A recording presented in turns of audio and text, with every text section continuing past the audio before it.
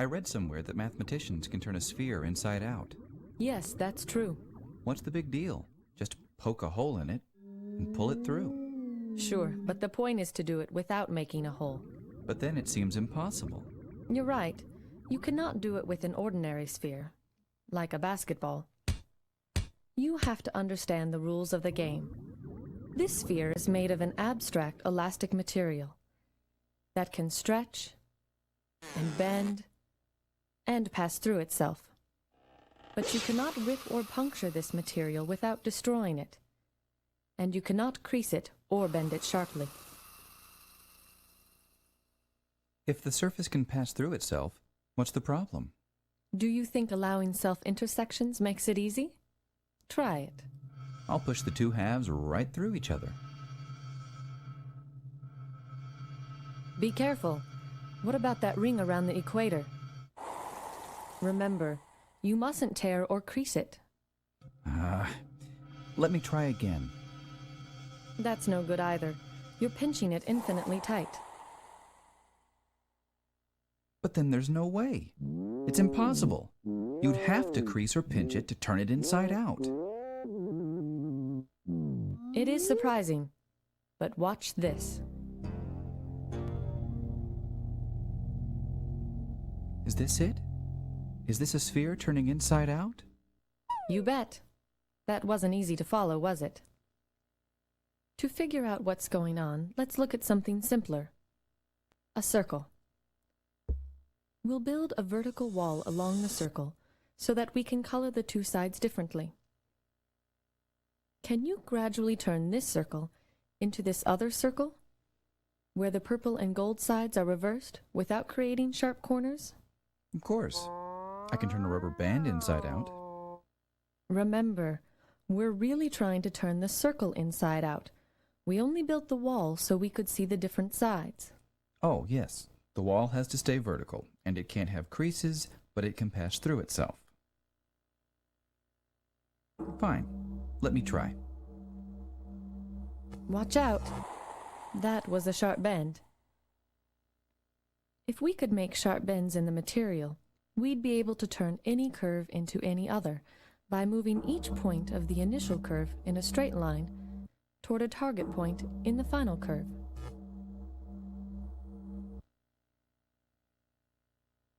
But I can avoid corners altogether by making a loop smaller and smaller.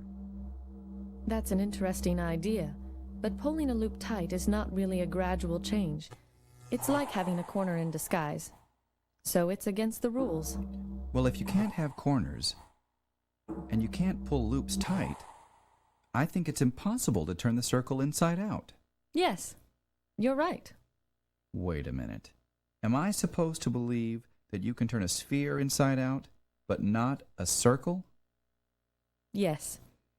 There is something fundamental about curves that would have to change if you were to turn a circle inside out, and that something cannot change under our allowed motions. And what's that? I'll explain. Imagine a monorail atop the wall. Now, the rule about monorail traffic is that the car only travels forward and it always keeps the purple wall on its right. We'll use a diagram to monitor the car's direction. On this track, the car is always turning left. As it goes around the circle once, it makes one full turn toward the left.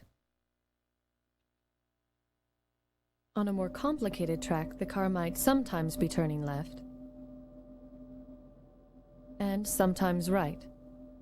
But the net amount of turning after one complete circuit is always some number of full turns in one direction or the other. The number of full turns it makes toward the left is called the curve's turning number.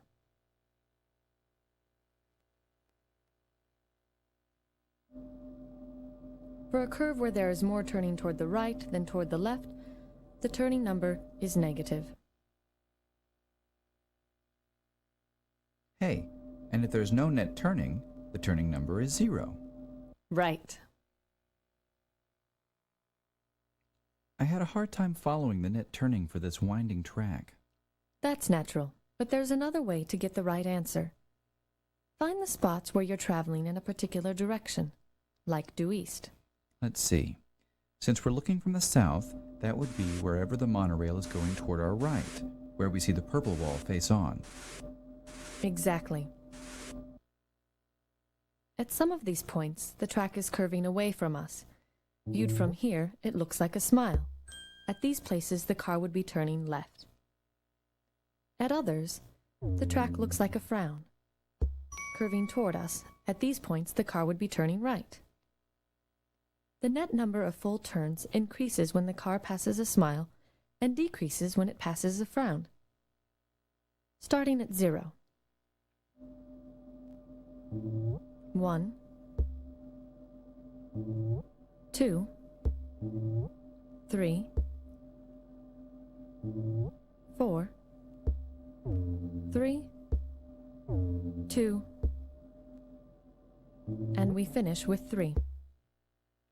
The turning number is the number of smiles minus the number of frowns. I see.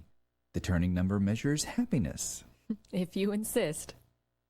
Now, the nice thing about the turning number is that it remains the same when a curve changes according to our rules. Frowns and smiles can appear or disappear, but only in pairs that balance out. The number of smiles minus the number of frowns never changes. So a curve can only turn into another curve with the same turning number. Right. The turning number is the fundamental property I mentioned before. Now, what's the turning number for the two circles? This one has one smile and no frowns, so the turning number is 1. And if the goal is outside, one frown and no smiles, -1. It makes sense. On one curve, you're turning left all the time. On the other, it's the opposite. Good. So the reason you cannot turn a circle inside out Is that would change the turning number. But wait, doesn't the same argument prove that you can't turn a sphere inside out? This sphere has a 3-dimensional smile, and this one has a 3-dimensional frown. So they have different turning numbers. Not quite. Your analogy is good, but to make it complete, we must look at a general surface and consider all the points where it is horizontal and gold is on top. We'll draw horizontal stripes to make these points easier to locate. Smiles are like bowls, curving up. Frowns are like domes, curving down. But there are other points where the surface is horizontal that are neither bowls nor domes. They are saddles and look like smiles from one direction and frowns from another. Near a bowl or a dome, the horizontal stripes form rings. Near a saddle, they form an X. But how does that change anything? Spheres don't have saddles. Ah, but the point is how these features interact. Look, a dome and a saddle can come together and cancel out. Likewise, a bowl and a saddle can cancel out. But bowls and domes, like electrical charges of the same sign, normally don't get near each other. The unchanging number for surfaces, then, is this. Add domes and bowls and subtract saddles. This number is 1 for the sphere no matter which face is out. Okay, I'm willing to believe that turning numbers don't prevent the sphere from turning inside out as they do the circle, but that doesn't mean you can actually do it.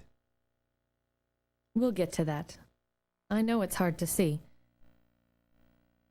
Steve Smale proved it was possible in theory in 1957, but it took 7 years before Arnold Shapiro found a practical way to do it. Since the problem remained hard to visualize, more methods were invented later by Bernard Morin and several others. I'll show you Bill Thurston's method, invented in 1974. Let's go back to curves for a bit. Remember that this circle can only be changed into curves of turning number 1. Still not allowing sharp corners, right? Of course. Now, can the circle be turned into any curve of turning number 1? Say, this one? Let's see. I'll try to go backwards from this curve to the circle. I think I got it. There. Excellent. Now try this one. I'll undo this loop first and push this fold back. Now here. Here we go. Very good. And this one? Whoa. You're not going to ask me to do every single curve of turning number 1, are you? Of course not. What we need is a general method.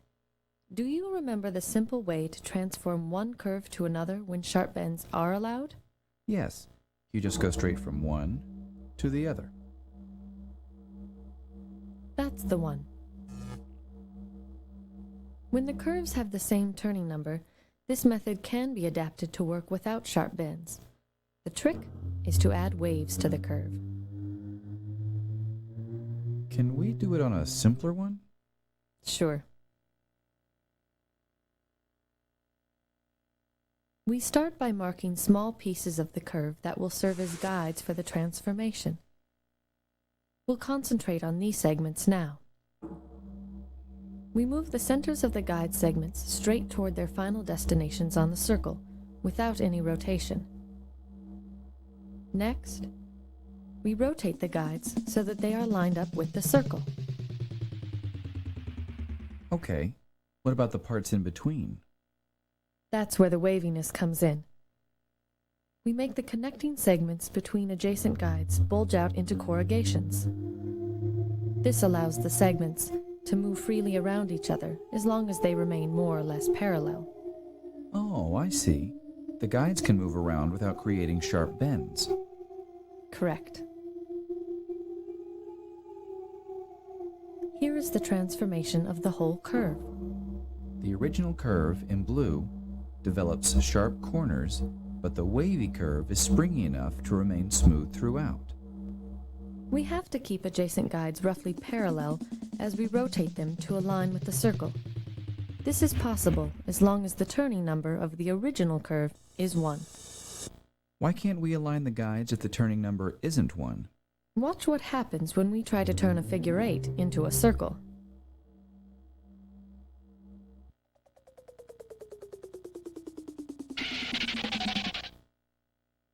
And here, both the initial and final curve have turning number 0.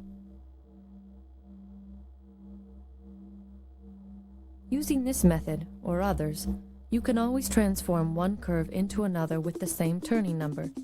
This is called the Whitney-Graustein theorem.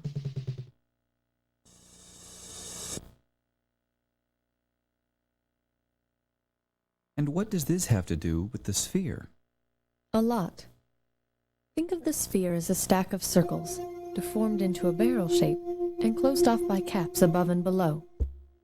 Just as we made our curves more pliable by dividing them into guide segments connected by waves, we divide the barrel into guide strips that alternate with wavy strips. The waviness dies out at the top and bottom, so as to match the caps. This is going to get complicated.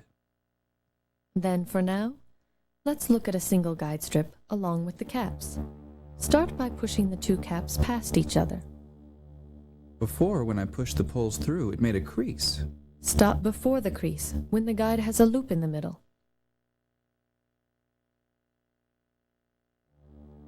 Now we turn the two caps in opposite directions, because we want to convert the loop in the middle to twisting at the ends. Oh, I know. It's like a belt. If you put a loop in the middle and pull the ends tight, the loop turns into twisting. Right. Then you can straighten out the belt by turning each end half a turn in opposite directions. To finish the inversion, we just need to push the middle of the guide strip back through the center of the sphere. Can I see how two guide strips interact? Sure. You can see that there are two places where the strips intersect near the central axis. And the gold sides that started facing out are now facing in. Here is the whole process with all the guides. The polar caps just move up and down and then rotate into place. Ah, that's why they don't require any springiness. Exactly. Now let's look at two guides and the corrugation between them, from a pole to the equator. This chunk is the fundamental building block of the eversion. The whole sphere is made from 16 rotated copies of this piece. That looks pretty complicated. Yes, but the corrugation is just following the twisting of the guide strips that you saw before. Can I see that from pole to pole? Yes. The corrugation provides flexibility between the guides so that their motion does not create any pinches or creases, just like the waves in the curve that we saw before. Let me see the whole thing. We corrugate the connecting strips between the guides and push the caps past each other. We twist the caps to undo the middle loops and push the equator across the sphere. Finally, we uncorrugate. I still don't understand. Is there some other way to look at this? Okay, we'll divide the sphere into thin horizontal ribbons. We'll look at one ribbon at a time. You can see the North Pole push down into the south. A ribbon near the pole is rather tame. The guide segments keep their position relative to one another, and the corrugations never get very deep.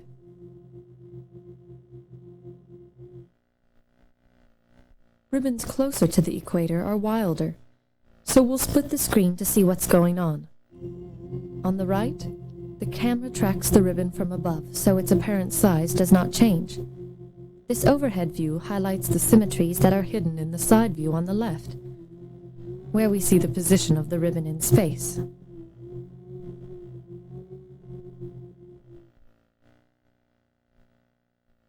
At the equator, the ribbon just twists and doesn't move up or down. Wait a minute. This ribbon looks just like the wall under the monorail, and it's turning inside out. You had finally convinced me that that was impossible. I'll play that again. Remember that our walls represented circles and had to stay vertical. But here the ribbon can twist around in space because it's part of a sphere. Another way to understand the eversion is to progressively build up the surface of the sphere at a few important stages. This is the corrugation phase. Now we've just pushed the caps through each other. This is the middle of the twisting phase. We can see the complex activity at the equator. At the end of the twisting phase, the corrugations have nearly become figure eights. Here we're in the middle of pushing horizontally through the center of the sphere. Finally, we show the uncorrugation phase. The sphere is now entirely purple. Wow. I think I'm ready to see the whole thing again. Here goes.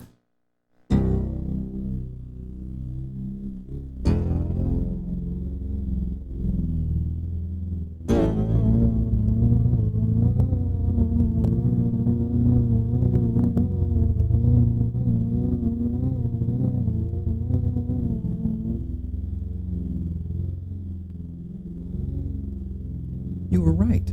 You can turn a sphere inside out without poking holes or creasing it, even though you can't do it for a circle. This is great. Somebody should make a movie about this stuff.